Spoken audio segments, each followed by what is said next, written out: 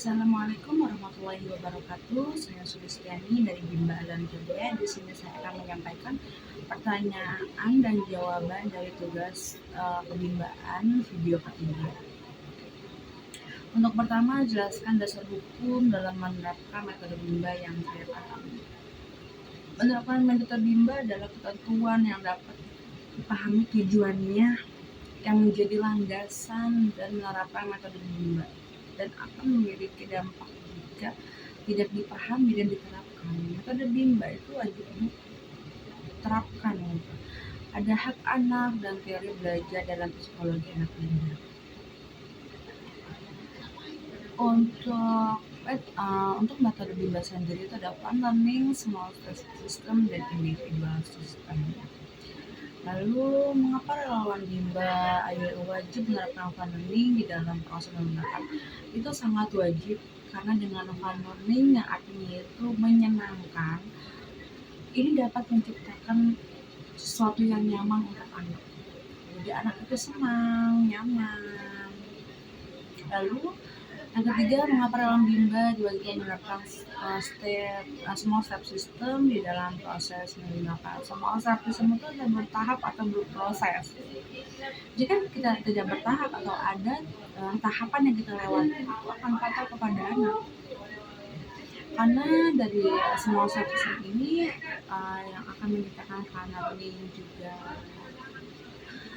Dan keempat, mengapa dalam Bimba wajib menerapkan individual system di proses menggunakan? Karena dari individual system ini kita bakal paham bagaimana anak, kesukaan anak itu apa yang anak tidak suka. Itu akan mendekatkan diri kita kepada anak, dan anak itu nggak nyaman kepada kita. Lalu bagaimana hubungan antara bahagia dengan fun learning? Ketika fun learning akan menyenangkan, nyaman, itu akan membuat bahagia. Jangan kepada anak, kepada kita pun sama. Jika kita menciptakan suasana yang fun learning, anak merasakan, itu juga akan bahagia. Lalu bagaimana hubungan antara metode Bimba dengan minat belajar? Jadi minat belajar anak. Dimana kita ini menciptakan, balik lagi, kita tidak terpacu pada hasil, tapi proses dan menumbuhkan minat dulu kepada anak. Kenapa harus minat yang kita tumbuhkan? Karena di mana-mana itu anak pasti ada kemauan.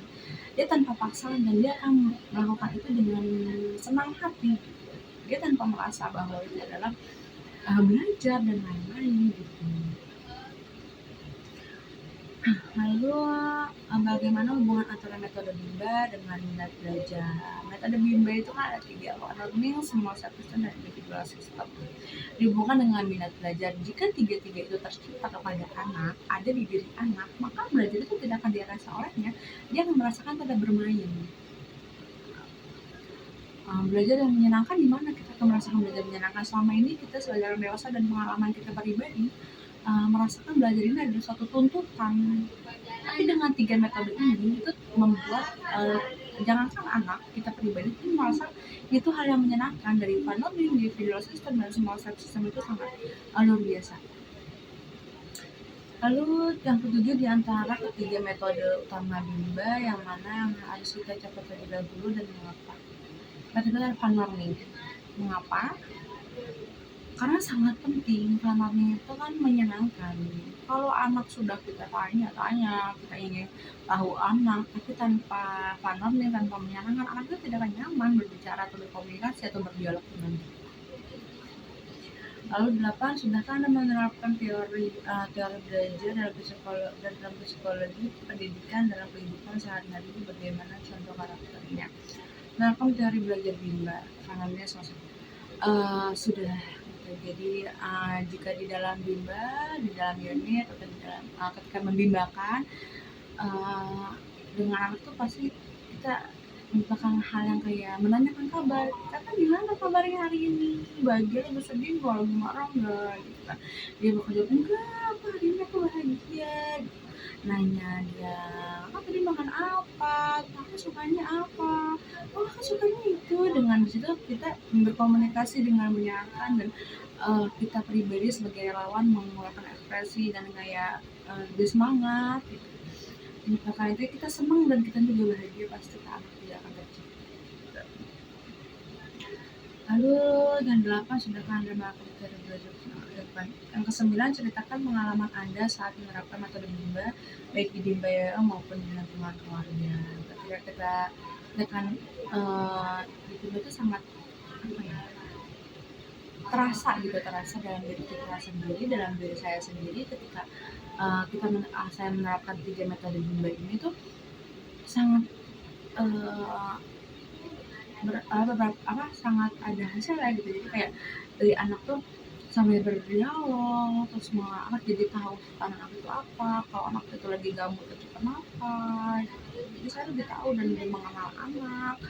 Dari situ juga proses kita membimbangkan anak juga akan sangat mudah karena sudah tercipta dalam diri itu kebahagiaan, menangkap pendapatan kita kepada anak juga.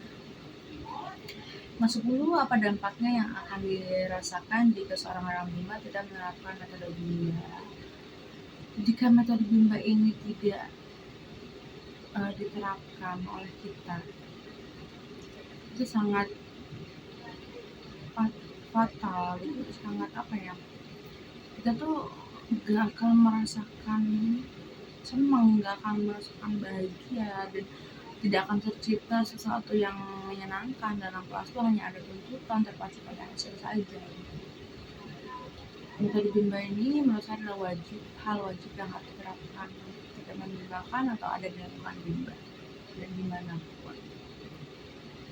Itu adalah semua jawaban dari pertanyaan video ketiga dari kebimbaan. Wassalamualaikum warahmatullahi wabarakatuh.